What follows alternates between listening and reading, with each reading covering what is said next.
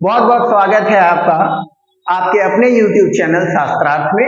आज हम class 12th के ह्यूमन ज्योग्राफी का पार्ट 2 देखेंगे। हमने वीडियो जो डाली थी वो वीडियो थी ह्यूमन ज्योग्राफी चैप्टर 1 के बारे में, जो कि पार्ट 1 थी, पार्ट ए।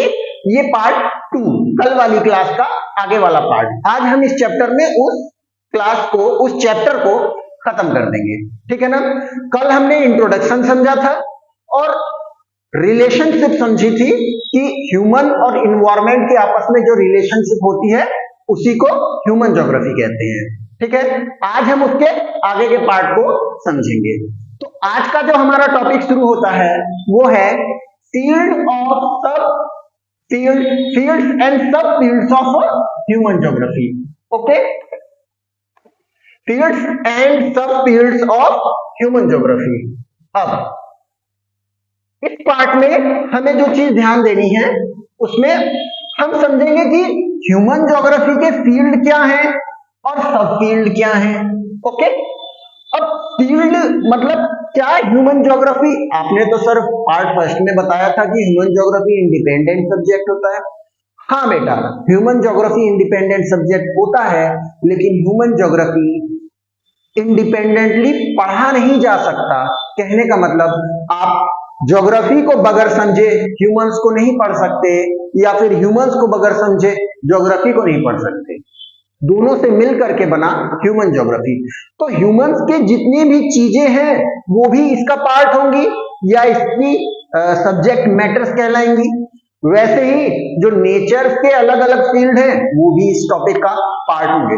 तो क्या क्या इसके फील्ड और सब फील्ड और ज्यादा बन सकते हैं, आज हम उसको देखेंगे। जैसे मैंने कुछ इंपॉर्टेंट लिखे हैं, जैसे कि सबसे पहले ह्यूमन ज्योग्राफी। और ह्यूमन ज्योग्राफी क्या है? एक इंटरडिसिप्लिनरी है, यानी कि एक आपस में संबंधित विषय है। ओके, जो कि एक क्लोज लिंक बनाता है बाकी के अदर डिसिप्लिन्स के साथ, जिसको कहा गया सिस्टर डिसिप्लिन्स। क्या मदद मिलेगी इससे मदद मिलेगी समझने में कि कैसे ह्यूमन एलिमेंट्स का और सरफेस ऑफ ह्यूमंस का आपस में संबंध बना। इससे क्या चीज पता चलेगी? इससे पता चलेगा better understanding of subject matter. इस विषय की जो वस्तु है, विषय वस्तु है, उसके साथ आप अपनी समझ को ज्यादा अच्छा डेवलप कर पाएंगे। ओके, आगे है इसी में अब सेकंड पार्ट है हमको इसके ह्यूमन ज्योग्राफी के जो सिस्टर डिसिप्लिन्स होते हैं वो क्या क्या होते हैं। सर हमें नहीं समझ में आया, फिर से समझाइए। देखिए बहुत आसान है। Human geography and sister disciplines of social science, मतलब कि ह्यूमन ज्योग्राफी की कुछ ब्रांचेज हैं जिसे हम कहेंगे social geography, urban geography, political geography, population geography, settlement geography and economic geography, ठीक है। और ये किस चीज के बारे में स्टडी करती है या किस चीज से संबंधित है, इसे हम समझेंगे इस पिंक वाले पार्ट में। जैसे सोशल ज्योग्राफी संबंधित होती है बिहेवियरल ज्योग्राफी से भी, सोशल वेलबींग से, सोशल ज्योग्राफी ऑफ लाइजर से, कल्चरल ज्योग्राफी से, जेंडर ज्योग्राफी से, हिस्टोरिकल ज्योग्राफी से और मेडिकल ज्योग्राफी से। ओके, इसी तरह से अर्बन ज्योग्राफी का कोई फील्ड नहीं है, मतलब इंटर रिलेशन नहीं है, लेकिन सब फील्ड हैं इसके। जैसे अर्बन प्लानिंग,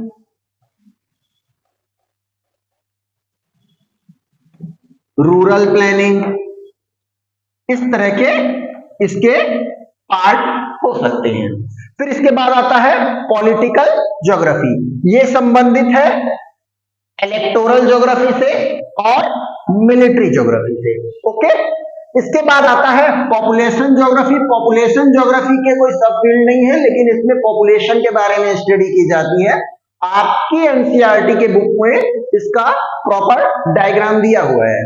फिर सेटलमेंट ज्योग्राफी, इससे भी रिलेटेड कोई सब फील्ड नहीं है, लेकिन आप इकोनॉमिक ज्योग्राफी से सब रिलेटेड फील्ड्स या सब फील्ड्स देखेंगे, जैसे कि geography of marketing, geography of resource, geography of agriculture, geography of industry, geography of tourism और geography of international trade. International trade नाम का एक चैप्टर भी है आपके बुक में। इसके बाद आता है हमारा सबसे महत्वपूर्ण पार्ट, इस चैप्टर का सबसे important part, naturalisation of human and humanisation of nature. क्या मतलब हुआ इसका? नेचुरलाइजेशन ऑफ ह्यूमन का मतलब हुआ ह्यूमन का प्राकृतिकरण या फिर प्रकृति का मानवीकरण। ठीक है, naturalisation of humans and humanisation of nature. देखिए, इस पूरे चैप्टर का जो कोर कॉन्सेप्ट है वो अब शुरू होता है, यानी कि बोर्ड एग्जाम्स में भी और सीयूटी के एग्जाम्स में भी जो सबसे ज्यादा क्वेश्चन पूछे जाने की संभावना है वो इस पार्ट से है। इसको थोड़ा सा आसान भाषा में समझते हैं। देखिए, naturalisation of human and humanisation of nature होता क्या है? तो ये it can be studied in terms of man environment relationship and interaction. कहने का मतलब कि मैन के एनवायरमेंट का रिलेशनशिप और मैन के इंटरैक्शन का क्या संबंध है एनवायरमेंट में और ह्यूमंस में, इसके बीच के संबंध को समझाता है ये। ठीक है, इससे होता क्या है? इससे ये पता चलता है कि टेक्नोलॉजी ने किस तरह से ह्यूमन बींग्स का इंटरेक्शन फिजिकल एनवायरमेंट के साथ समय समय पर बदला है। टेक्नोलॉजी से सर किस तरह से संबंध बदल जाएगा उसे हम अभी समझेंगे।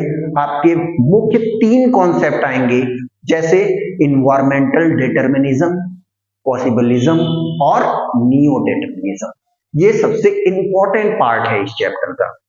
अच्छा, technology enable human beings to interact with their physical environment, जैसे level of culture and development of society. जैसे जैसे टेक्नोलॉजी में डेवलपमेंट हुआ, जैसे जैसे ह्यूमन अपने प्रयासों से नेचर के रूल को समझते गए, वैसे वैसे वो अपने इस्तेमाल करने लायक चीजों को विकसित करते गए और उसी तरह से उनका रहन सहन और आसान बनने लगा। और उन टेक्नोलॉजी का यहाँ पर बहुत इंपॉर्टेंट रोल बन गया ह्यूमन का और एनवायरमेंट के रिलेशन को बनाने में। ठीक है ना? और क्या डेवलप हुआ? Technology can be developed after developing a better understanding of natural laws. जैसे कैसा नेचुरल लॉज? कोई भी प्राकृतिक नियम है जो प्रकृति या पर्यावरण में पाए जाते हैं, जब तक उनके नियमों का अध्ययन नहीं कर पाओगे तब तक कोई भी साइंटिफिक डेवलपमेंट नहीं कर पाओगे। ठीक है ना? हम नेचुरल रिसोर्सेज का एक्सप्लॉयटेशन करते हैं और उस रिसोर्सेज से ही तो प्रोडक्ट बनाते हैं। ये क्या है? इंप्लीमेंटेशन ऑफ टेक्नोलॉजी हेल्प करती है हमें रॉ मटेरियल को अपने यूजफुल लायक प्रोडक्ट बनाने में, और उसी से हमारा एक प्रकृति के साथ संबंध तय हो जाता है। ठीक है, अब वो मुख्य 3 बिंदु जिनकी बात सबसे महत्वपूर्ण है इस चैप्टर में। ठीक है, आगे का पार्ट। उसके बाद 3 तरह के रिलेशन बने ह्यूमंस के और नेचर के। इसमें देखिए, टेक्नोलॉजी ने क्या किया? Humans overcome the limitation imposed by natural environment. Natural environment ने कुछ महत्वपूर्ण नियम बनाए, या वो नियम पहले से एनवायरनमेंट में मौजूद थे ऐसा समझिए। ठीक है, अब क्योंकि इंसान उन नियमों को जानता नहीं था, इसीलिए टेक्नोलॉजी डेवलप नहीं कर पाया, ये उसकी लिमिटेशन थी। लेकिन जैसे जैसे इंसान उस नियम को समझने लग गया, उसको अपने फायदे के लिए इस्तेमाल करने लायक टेक्नोलॉजी की विकास करने लग गया, टेक्नोलॉजी बनाने लग गया। तो उससे क्या हुआ? लिमिटेशन को ब्रेक कर दिया उसने। ओके, तो वही लिखा है ह्यूमन ओवरकम हो पाया limitation of natural environment because of technology. जैसे जब हमने फ्रिक्शन के बारे में पढ़ा और जब हमने हीट के बारे में पढ़ा तो हमने क्या सीखा? फ्रिक्शन प्रोड्यूसेस ए हीट। तो हमने पत्थर रगड़ करके आग जलाना विकसित कर लिया और फिर आज हम आग से खाना बनाते हैं और सर्दियों में हीट प्राप्त करते हैं, ठीक है ना। इसी तरह से जब हमने डीएनए और जेनेटिक्स की स्टडी करी तो हमने डिजीज को क्योर करना सीख लिया, ये भी एक नेचुरल लिमिटेशन हमने ब्रेक कर लिया। उसी तरह से जब हमने एरोडायनेमिक्स के रूल पढ़े, एरोडायनेमिक्स के रूल मतलब कि किस तरह से हवा अगर गुजरेगी तो कैसे ऊंचा उठाएगी वस्तुओं को, अगर हवा पास होती है तो किस तरह किस डिजाइन से अगर पास होगी तो थोड़ा सा थ्रस्ट मिलेगा, ये एरोडायनेमिक्स है। तो जब हमने एरोडायनेमिक्स के नियम सीखे तो हमने क्या सीखा? हमने सीखा प्लेन बनाना, और प्लेन बनाना सीखा तो इंसानों का हवा में उड़ना भी संभव हो गया, ठीक है। इसके बाद का टॉपिक फिर हमारा इस टॉपिक का, इस चैप्टर का सबसे इंपॉर्टेंट पार्ट जिसे कहा गया इन्वायरमेंटल डिटर्मिनिज्म, पॉसिबलिज्म और नियो डिटर्मिनिज्म। देखिए यहां पर थोड़ा सा आपको ध्यान देने की विशेष आवश्यकता है। क्यों? क्योंकि ये वो पार्ट है इस चैप्टर का जहां से क्वेश्चन पूछे जाते हैं, चाहे सीयूईटी का एग्जाम हो चाहे बोर्ड एग्जाम हो। और बोर्ड एग्जाम में अगर इस चैप्टर से क्वेश्चन आता है तो 90% चांस है इस कॉन्सेप्ट से ही आएगा। ये कॉन्सेप्ट ही इस चैप्टर का कोर है, समझ लीजिए, ठीक है। तो समझिए क्या हुआ।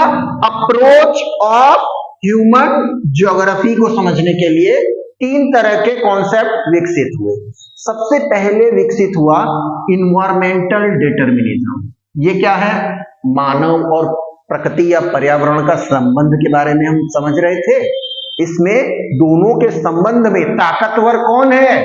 प्रकृति ज्यादा ताकतवर है, नेचर ज्यादा ताकतवर है। इसे कहा गया इन्वायरमेंटल डिटर्मिनिज्म। शब्द पे गौर करिए, इन्वायरमेंट है वो जो हर चीज डिटरमाइन करेगा कि संबंध कैसे हो, तो ये है बना इन्वायरमेंटल डिटर्मिनिज्म।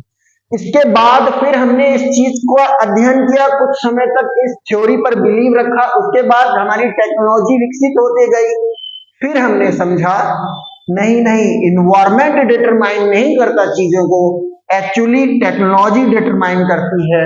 और तब निकला दूसरा सिद्धांत, दैट इज पॉसिबलिज्म, ठीक है।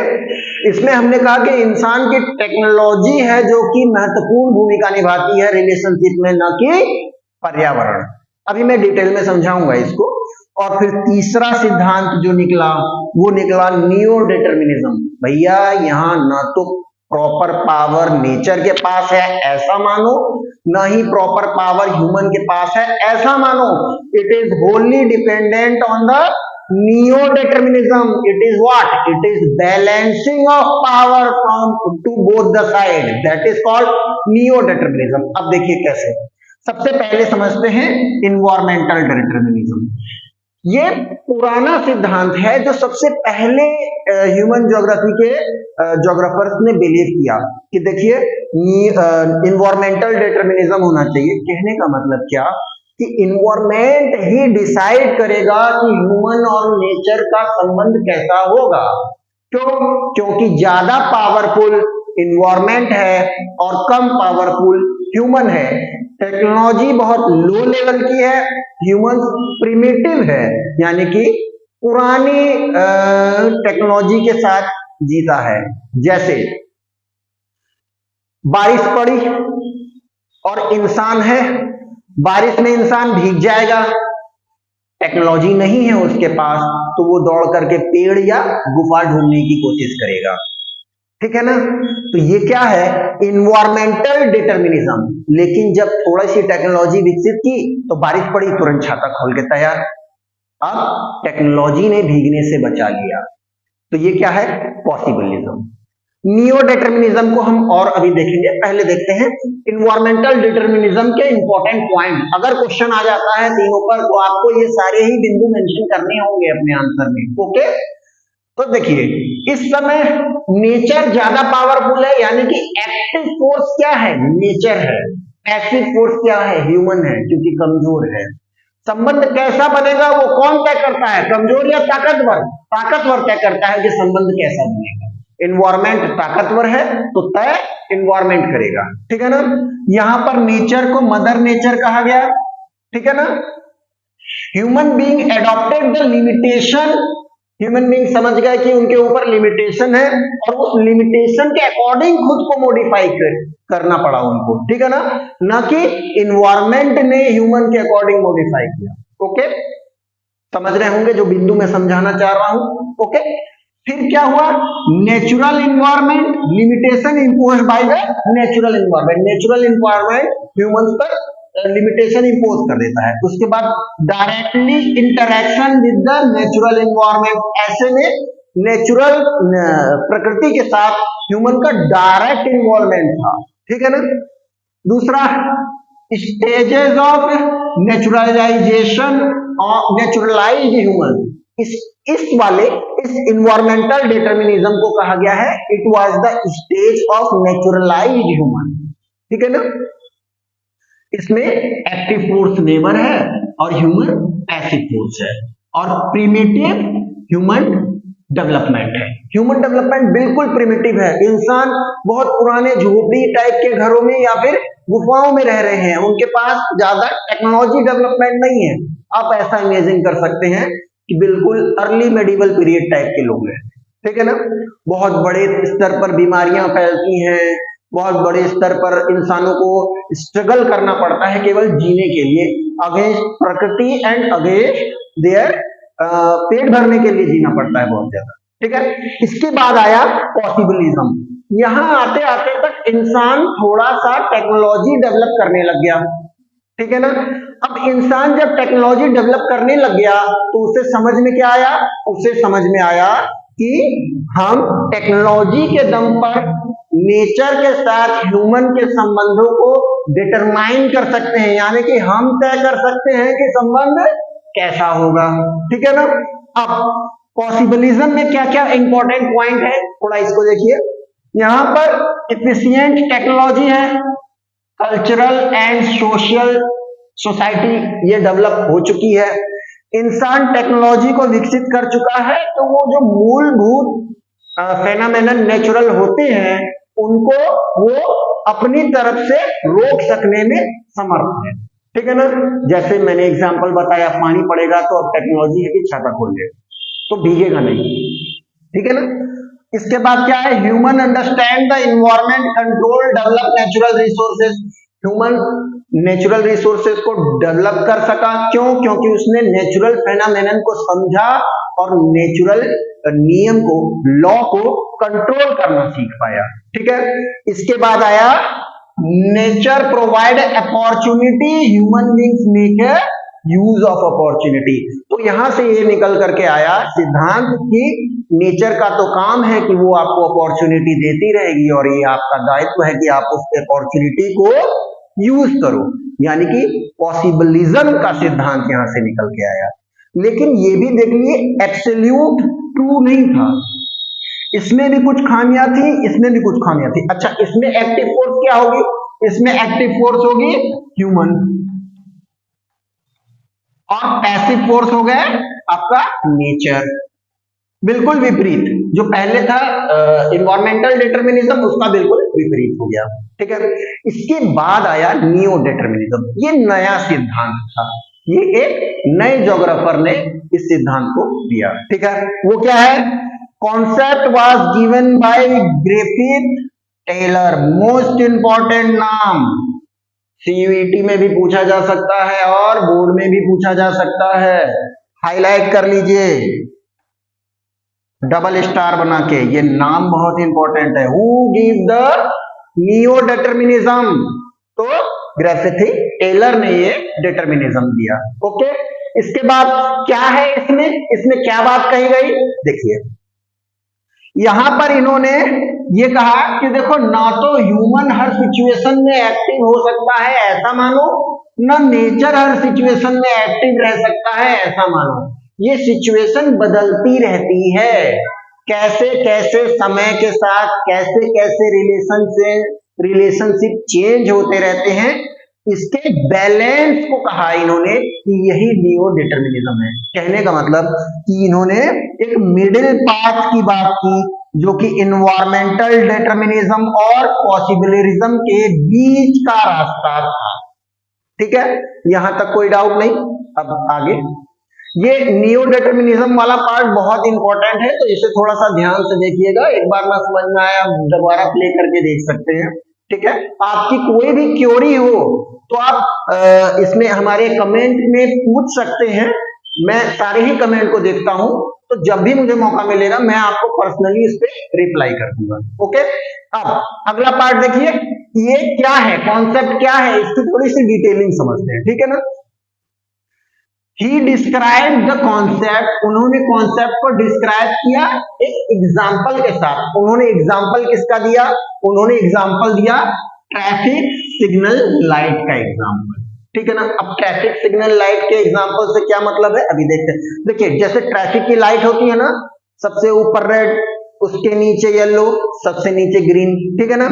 तो उन्होंने क्या कहा कि देखो नेचर हमें हमेशा इशारे करती रहती है। ठीक है ना।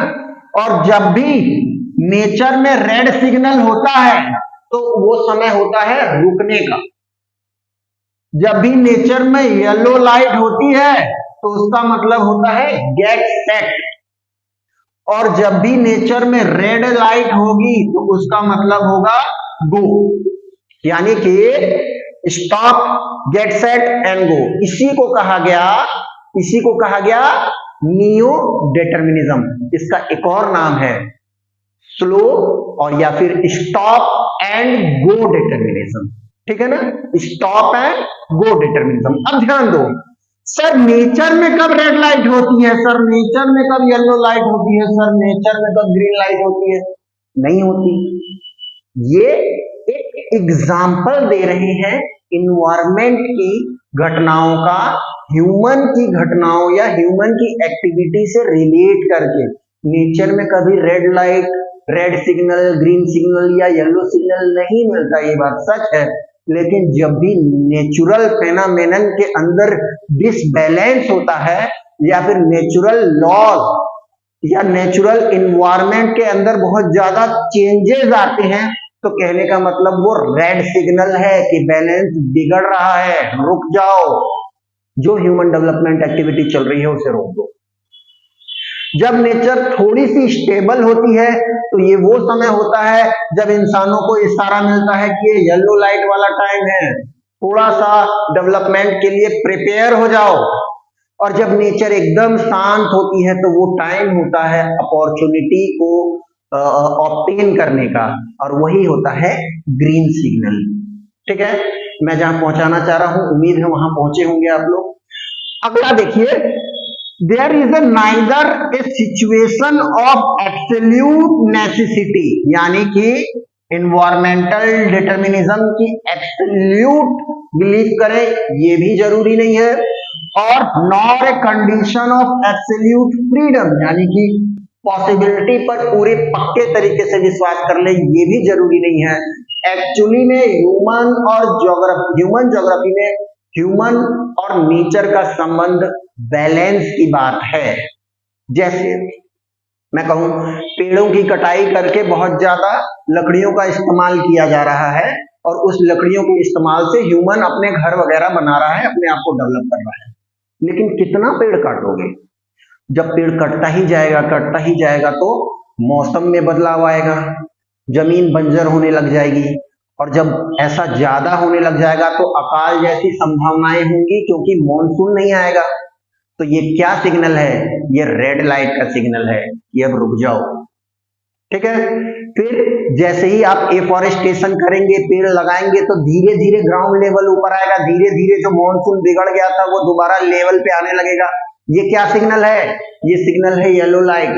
अब रेडी हो जाओ, चीजें बैलेंस होने वाली है। और ग्रीन लाइट मतलब कि जब नेचर दोबारा से बिल्कुल बैलेंस्ड हो जाए, नेचर की तरफ से कोई भी दिक्कत ना हो, तो उसको कहा जाएगा ये ग्रीन सिग्नल है। अब ह्यूमन अपनी एक्टिविटी से डेवलप कर सकता है, ठीक है ना। तो उम्मीद है आपको समझ में आया होगा।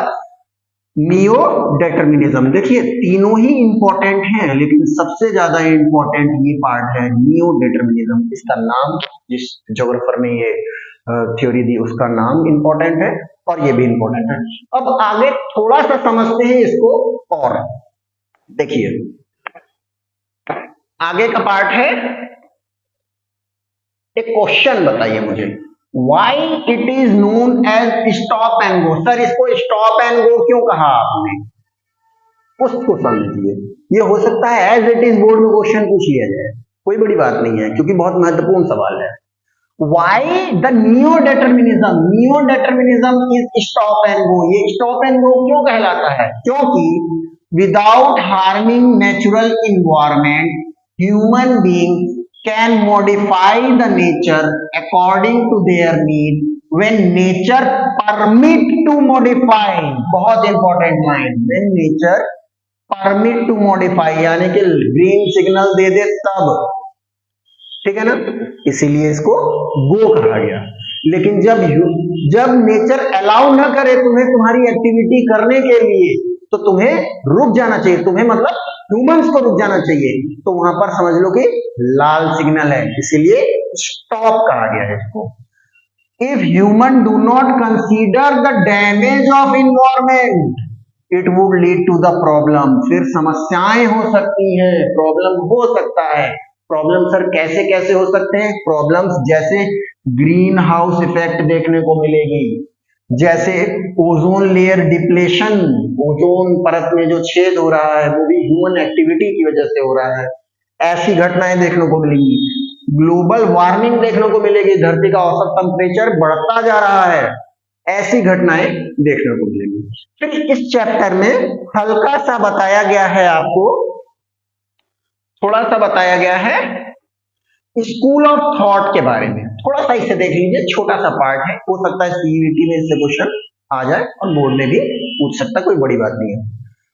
वेरियस स्कूल ऑफ थॉट, जो ह्यूमन ज्योग्राफी को लेकर के वेरियस स्कूल ऑफ थॉट है वो क्या कहते हैं, इसमें तीन मुख्य थॉट हैं। एक है जो welfare of humanistic school of thought के बारे में बात करता है, जो कि बात करता है हाउसिंग, हेल्थ एंड एजुकेशन के डेवलपमेंट के बारे में, यानी कि सोशल वेलबींग के बारे में बात करता है कि ह्यूमन और ज्योग्राफी के, ह्यूमन और नेचर के बीच का संबंध का सिद्धांत ये होना चाहिए कि ह्यूमन अपना वेलबींग कर सके, ठीक है। अगला है radical thought, radical school of thought. Radical school of thought ये मार्क्सियन थ्योरी है, जो कि एक्सप्लेन करती है कि सभी बेसिक कॉज ऑफ पॉवर्टी या डिप्राइवेशन या सोशल इनइक्वलिटी, जैसे कि गरीबी के लिए या वंचित कोई रह गया उसके लिए, या फिर इनइक्वलिटी के लिए जिम्मेदार कौन है, जिम्मेदार है कैपिटलिज्म। तो कंटेम्पररी प्रॉब्लम कैपिटलिज्म इसकी जिम्मेदार है। ये दूसरा स्कूल ऑफ थॉट है, रेडिकल स्कूल ऑफ थॉट, ठीक है ना। तीसरा क्या है, तीसरा है behavioural school of thought. Okay, ये क्या कहता है, ये कहता है हमें एम्फेसिस करना चाहिए lived experience and also on the perceptions of space by social categories based on ethnicity, race and religion. इन तीनों के आधार पर जो हम अपने अनुभवों से सीखते हैं उसको हम इंप्लीमेंट कर सकें अपने लाइफ में, इसके बारे में बात करता है आपका बिहेवियरल स्कूल ऑफ थॉट। उम्मीद है आपको ये चैप्टर डिस्कशन समझ में आया होगा। ये चैप्टर बहुत इंपॉर्टेंट है बोर्ड एग्जाम के पॉइंट ऑफ व्यू से भी और सीयूईटी के एग्जाम पॉइंट ऑफ व्यू से भी, ठीक है। बहुत बहुत धन्यवाद।